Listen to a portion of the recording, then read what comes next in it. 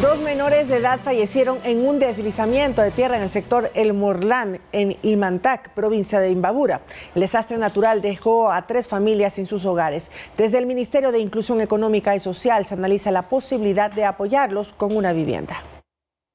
No había tiempo, solo nosotros estuvimos afuera de la casa.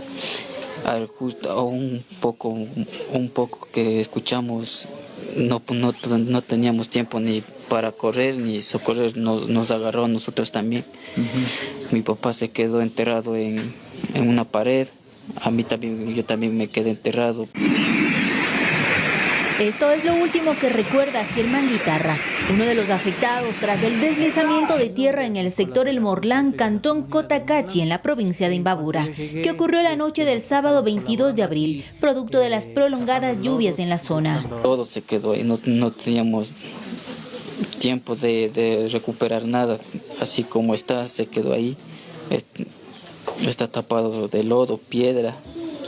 Cuenta que no alcanzaron a rescatar a su hija de 2 años y a su sobrina de 10, debido a la magnitud del deslave que acarreó lodo y vegetación, ingresando a la casa y arrastrando a las 2 menores. Ya se ha activado todo también en la gestión de riesgos, la gobernación y, en fin, el cuerpo de bomberos, la Policía Nacional para coordinar con ellos. Personal técnico del Ministerio de Inclusión Económica y Social entregó kits de alimentos y vestimenta a las 3 familias que resultaron afectadas. En coordinación con el Midubi vamos a ver cómo se les puede solventar a estas familias que quedaron en la indigencia y más que todo nosotros ver la forma de llegar con algún bono de contingencia que el gobierno nacional a través de la política social que tenemos, a ver si llegamos conforme llegamos a la UCI. Paralelamente, en Imbabura, el MIES atiende otras zonas afectadas por la época invernal, como son la Florida, Intag y Pimampiro. En lo que va del año, en esta provincia ya se entregaron más de 500 kits. Olga Velasco, Noticias 7. Poblaciones del Guayas atraviesan una situación crítica debido al fuerte temporal invernal. La prefectura tiene 50 emergencias diarias y reconoce que las pérdidas en el sector agropecuario son invaluables. Hasta el momento, más de 45.000 hectáreas de distintos cultivos han sido afectados por las inundaciones. Un impacto similar sufre el sector ganadero y las pérdidas son incalculables. Estamos hablando de recintos que están totalmente anegados, sin poder salir, y la creciente es muy alta, poniendo no solamente sus bienes, que es el patrimonio de todas sus vidas de las familias más pobres en los sectores rurales, sino poniendo en riesgo su vida. La prefectura del Guayas movilizó su personal y equipos para atender zonas impactadas como Milagro, Juján, Yaguachi, Naranjal, Balsar, Colimes y otros. Tenemos más de 120 o algo más de maquinarias trabajando. Tenemos un grupo operativo de más de 300 personas, pero incluso para intervenir, quienes operan las máquinas y demás son personas.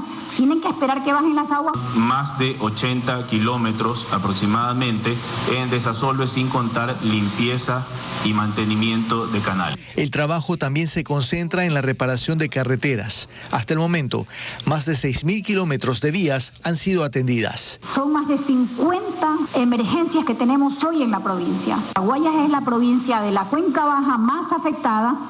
No digo que las otras provincias no están afectadas, pero es la que de alguna manera recibe todas las aguas residuales de la cordillera. En Balsar hay 17 recintos anegados y en las próximas horas las labores del gobierno provincial se concentrarán en ese cantón.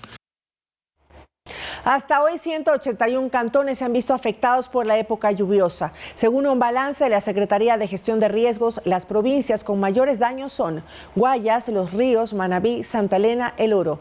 También se registran afectaciones en Cotopaxi, Santo Domingo de los Áchilas, Esmeraldas, Imbabura y Chimborazo. Al menos 30 personas han fallecido, 37 resultaron heridas, más de 65.000 están afectadas y 783 damnificadas, mientras que 111 viviendas están destruidas. Mucha atención, en los próximos días las intensas lluvias tendrán una leve pausa, según pronostica el Instituto Nacional de Meteorología e Hidrología, INAMI. Además han informado que las probabilidades de un fenómeno del Niño en los próximos meses aumentaron en un 65%. Deslizamientos de tierra, cierres viales, viviendas inundadas, ríos desbordados son parte de las consecuencias que dejaron las lluvias en al menos 10 provincias, según el último informe de la Secretaría de Gestión de Riesgos. Sin embargo, las precipitaciones tomarán una leve pausa para los próximos días. Así lo explica Cristian Palis, técnico de pronósticos del Instituto Nacional de Meteorología e Hidrología INAMI. Que tengamos mayor sol en la región litoral, en la región de Galápagos. Recordemos que sobre todo en la región interandina estamos en la época invernal y en la región costa estamos con estas anomalías de temperatura del mar bastante cálidos. Y esto puede ocasionar que en horas de la tarde y en horas de la noche se presenten algunas lluvias tipo chubasco, de corta duración. Se estima que las lluvias regresarían, pero con menor intensidad a partir del jueves 27 de abril. Así lo detalla Palis. Sin embargo, como ya no tenemos estas ondas que estuvieron promoviendo estas lluvias fuertes, la verdad se tenderían a tener episodios mucho más ligeros. Además, el técnico del INAMI revela que se incrementó a un 65% la probabilidad de la presencia de un fenómeno del Niño en los próximos meses. El fenómeno del Niño básicamente responde al calentamiento del Océano Pacífico. El océano se ha calentado bastante rápido y ha mantenido una temperatura bastante más alta de lo que normalmente debería estar para esta época.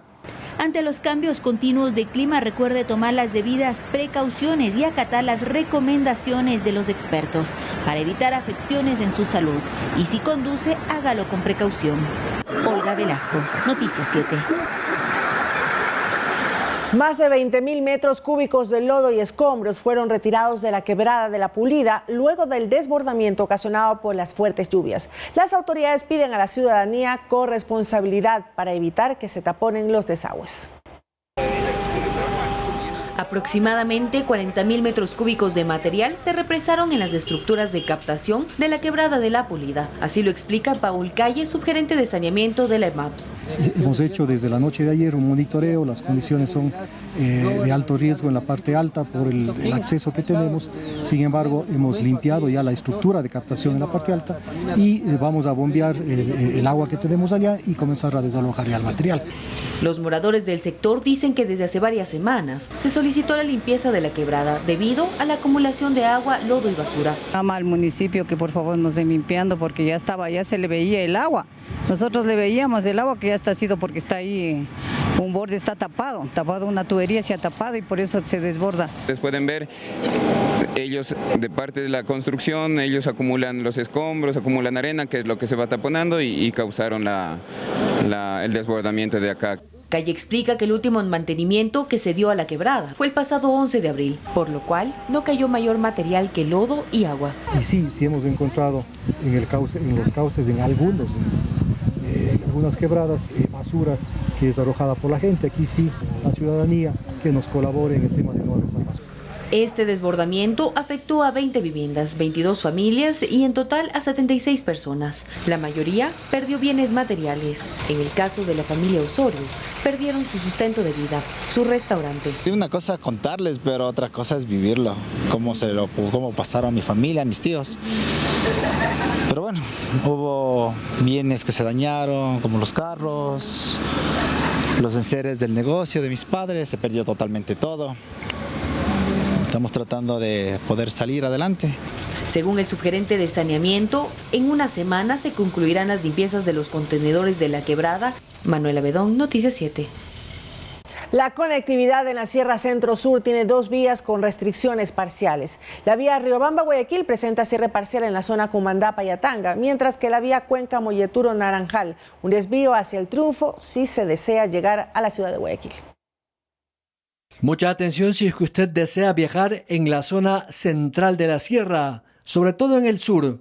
La vía Azuay, Cuenca, Molleturo, Naranjal está parcialmente habilitada, pero hay que conducir con precaución. En la misma provincia, la Cuenca Girón Pasaje hacia Machala, también parcialmente habilitada, aunque en el kilómetro 33 al 115 hay que conducir con precaución.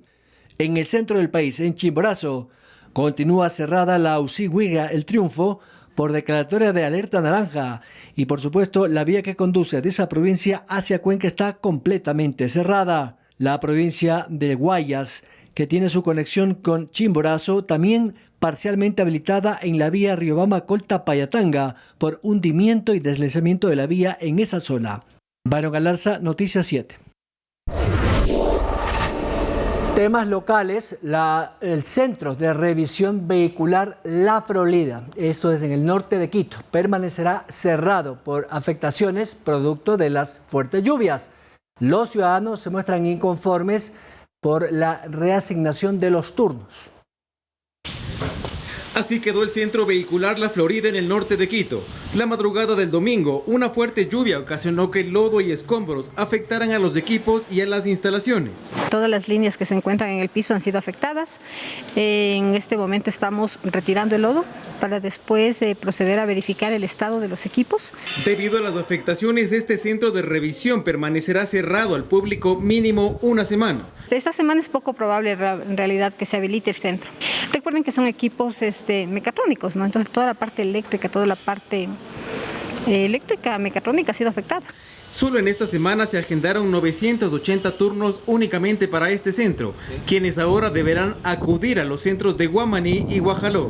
Pueden acercarse en cualquier horario al sur, como les comento, en el centro de Guajaló y de Guamaní. De hecho, ya están siendo atendidas.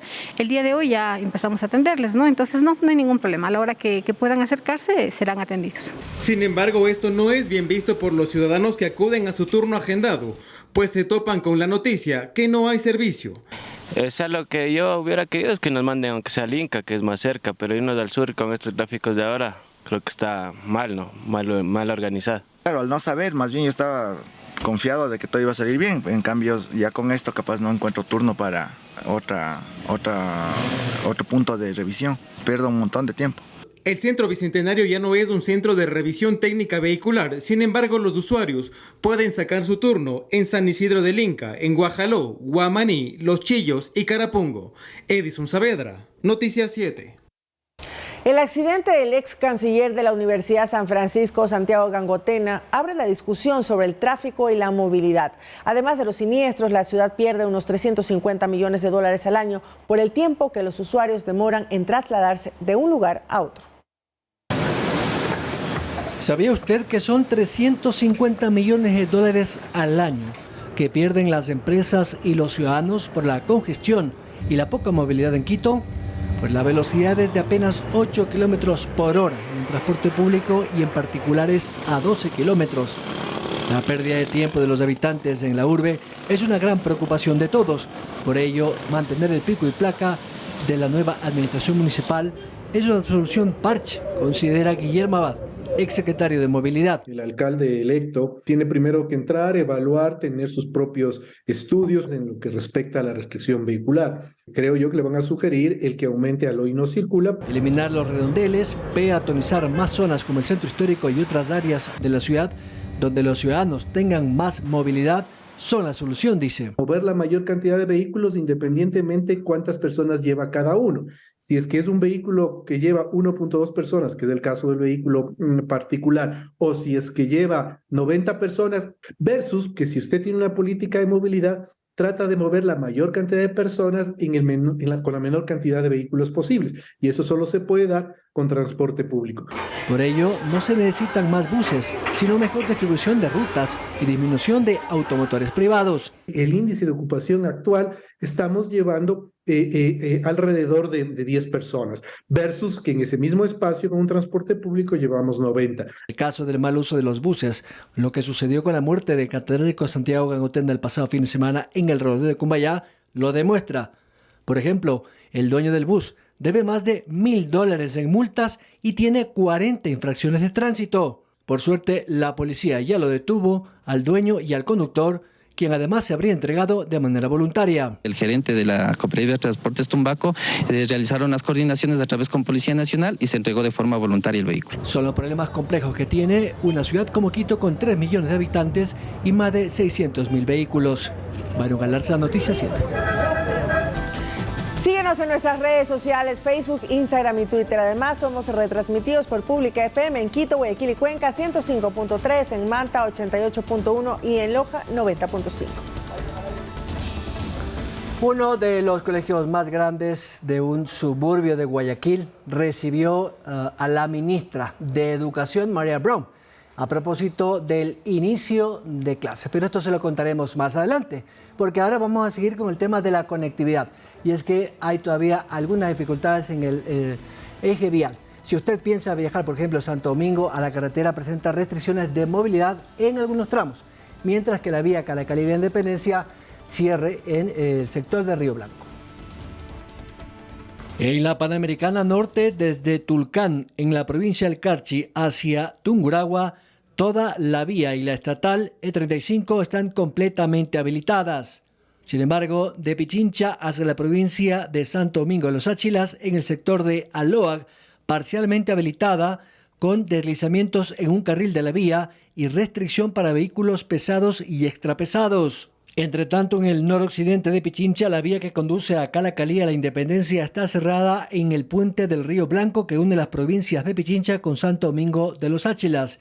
Sin embargo, sí se puede circular desde Puerto Quito hacia la Calacalí y viceversa. El resto de las vías tienen mantenimiento, pero hay que tener cuidado, ha dicho el Ministerio de Transporte y Obras Públicas. Byron Galarza, Noticias 7.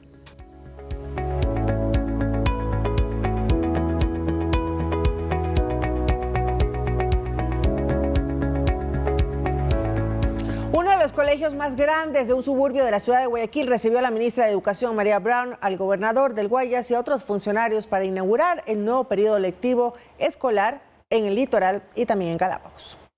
Para prevención de riesgos psicosociales. El colegio Otto Arosemena, ubicado en las calles 29 y la C, en pleno suburbio de Guayaquil, acogió a la ministra Brown junto al gobernador y otros funcionarios para solemnizar el inicio de un nuevo periodo lectivo escolar. Las clases en la costa y Galápagos arrancan con cambios, pero también aplazamientos en diversos distritos y cantones por la fuerte temporada invernal. 1.139 instituciones educativas hasta el momento han sido afectadas por el crudo invierno o por el sismo en Balao, o en algunos casos, en más de 42 casos, por ambos. Y esto ha afectado la continuidad educativa en algunos de ellas. En el sostenimiento fiscal, el día de hoy, se debió postergar el inicio del año lectivo en 779 instituciones educativas. Un conglomerado que representa a cerca de 2.500 alumnos que integran la unidad educativa Otto Arosemena escucharon atentos y expectantes a la ministra. Uno de sus estudiantes tomó la palabra. Me siento muy emocionado y a la vez agradecido el estar aquí nuevamente en el colegio y ver los grandes cambios que este ha tenido a nivel de su infraestructura.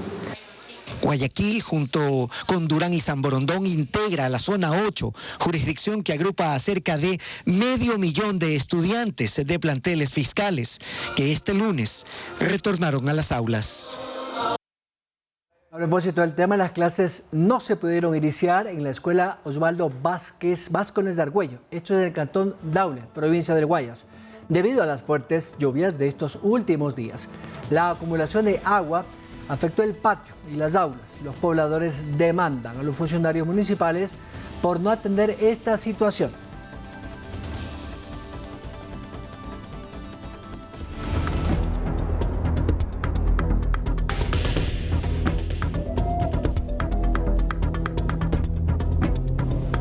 Las comparecencias en la Comisión de Fiscalización que trata el juicio político en contra del presidente Guillermo Lasso casi llegan a su fin. Se ha despachado más de la mitad de los convocados. El primer mandatario está convocando para el miércoles 26 de abril.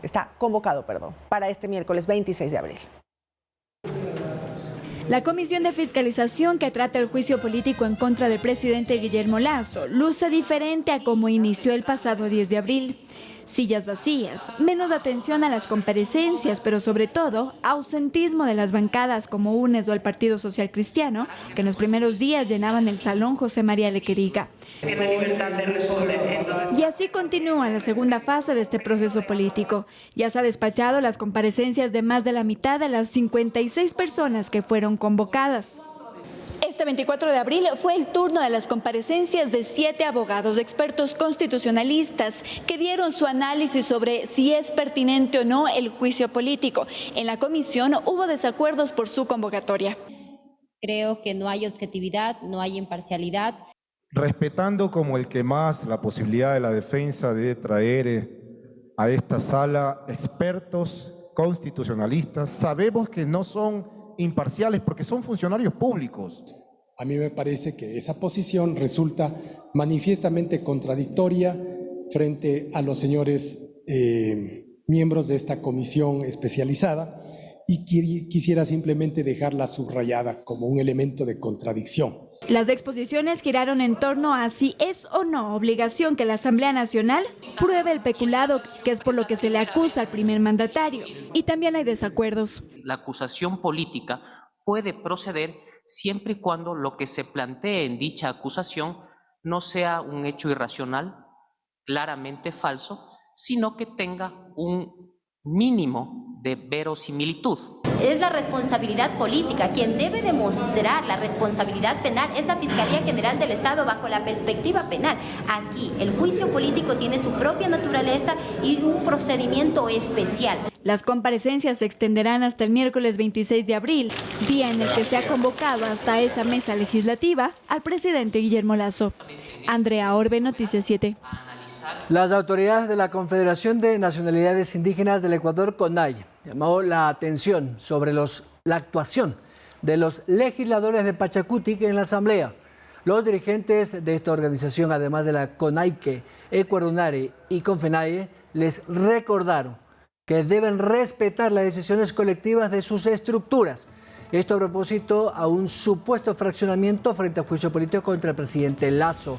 Leonidas Isa, presidente de la agrupación, les advirtió que de ahora en adelante cada actuación suya será observada de cerca por las estructuras del movimiento y rechazó cualquier intención de cambiar votos por favores políticos.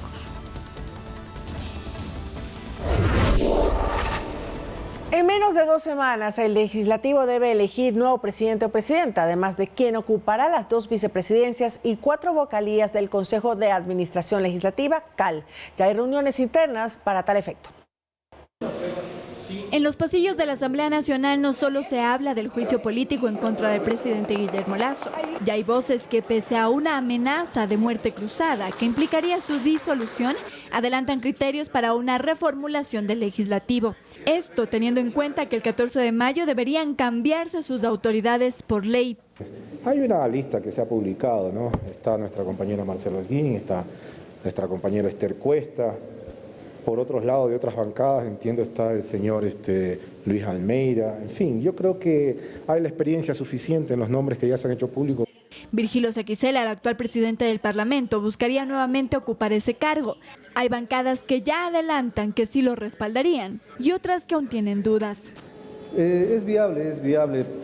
Pienso igual personalmente de que ha venido haciendo un excelente trabajo. El mismo Virgilio Sequicela es una opción. Nosotros a la interna del bloque todavía no hemos tomado una decisión al respecto.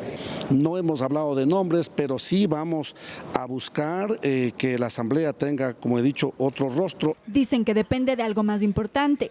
A ver, nosotros podríamos ir con propio candidato, pero dependerá también de los votos. Simultáneamente a estas negociaciones está el desenlace que tendrá el juicio político al primer mandatario.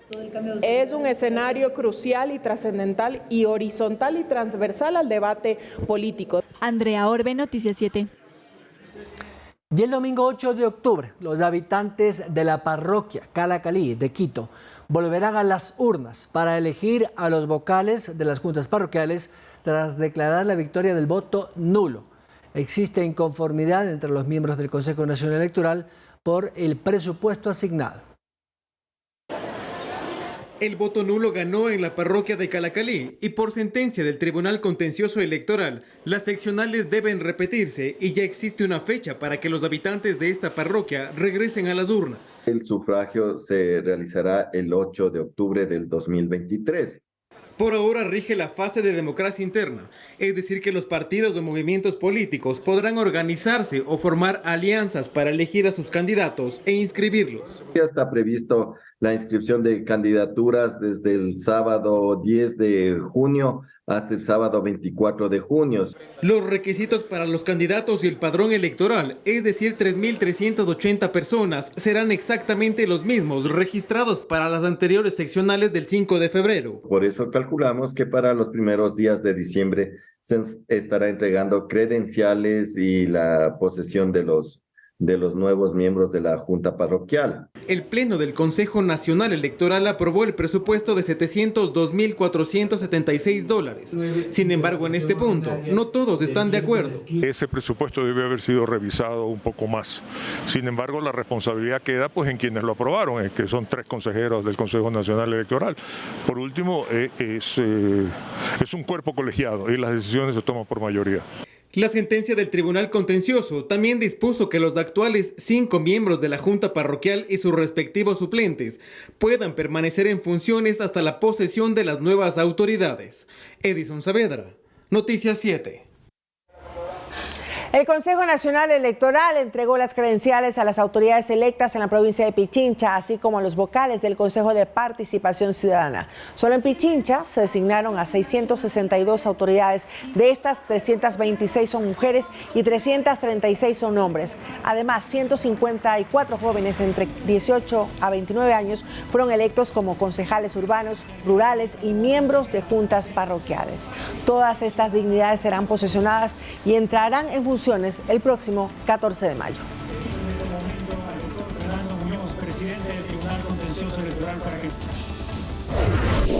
El 24 de abril al 31 de mayo se llevará a cabo un nuevo proceso de inscripción en la modalidad a distancia virtual, dirigido a jóvenes adultos y adultos mayores que no han podido concluir su educación básica, superior y bachillerato.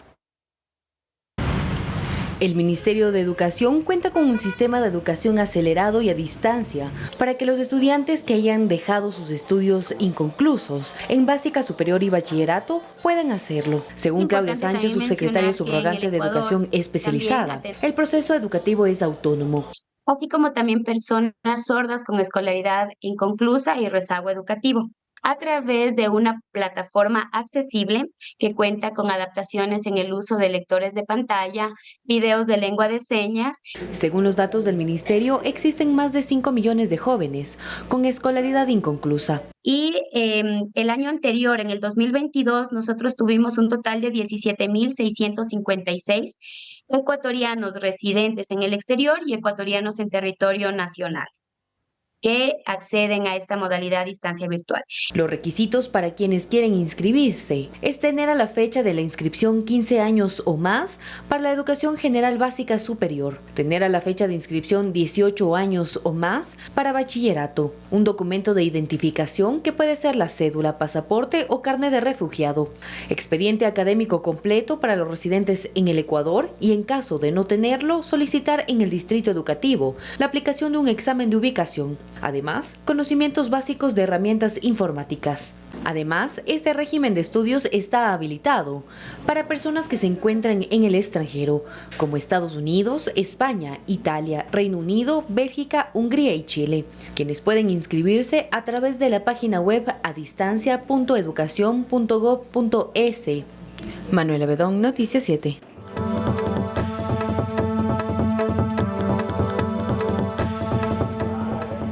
En lo internacional, el expresidente peruano Alejandro Toledo, investigado por corrupción y lavado de dinero en el marco del mega escándalo de sobornos pagados por Odebrecht, permanece recluido en un penal de Lima, luego de ser extraditado desde Estados Unidos. Alejandro Toledo ingresó a prisión en Perú tras ser extraditado desde Estados Unidos. El expresidente, investigado por corrupción y lavado de dinero en el marco del megaescándalo de sobornos pagados por la constructora brasileña Odebrecht, cumplirá 18 meses de prisión preventiva a la espera de un juicio. El Poder Judicial descartó el arresto domiciliario que solicitaba el acusado, a pesar de que sus familiares aseguraron que el exmandatario fue diagnosticado con cáncer. No, tiene cáncer porque el tratamiento ha sido acá en Lima y luego ha seguido su tratamiento en Estados Unidos. Pero el cáncer avanza, entonces se imagina cómo debo sentirme con una pena tremenda por una tremenda injusticia que se ha cometido. Toledo, que gobernó Perú entre el 2001 y el 2006, fue detenido en 2019 en Estados Unidos, donde residía tras haber trabajado en la Universidad de Stanford. Inicialmente fue encarcelado, pero en el 2020 fue puesto bajo arresto domiciliario con una tobillera electrónica. El exmandatario se entregó el viernes viernes a pedido de un juez en un tribunal federal en San José, California. Es acusado de haber recibido $31 millones de Odebrecht a cambio de licitaciones para obras públicas. Los fiscales piden para él 20 años y 6 meses de cárcel. La constructora brasileña reconoció el pago de coimas en Brasil y en otros países de la región en el marco del escándalo Lavallato, por el que decenas de políticos y empresarios de América Latina están encarcelados. En el caso de Toledo han sido claves los testimonios de su antiguo colaborador, Joseph Maiman, y de Jorge Barata, ex representante de Odebrecht en Perú. Ambos afirmaron que el exmandatario recibió los sobornos. Toledo, que llegó en un vuelo procedente de Los Ángeles, bajo custodia de agentes de la Interpol, permanecerá recluido en el penal Barbadillo, donde también están presos los exmandatarios Pedro Castillo y Alberto Fujimori.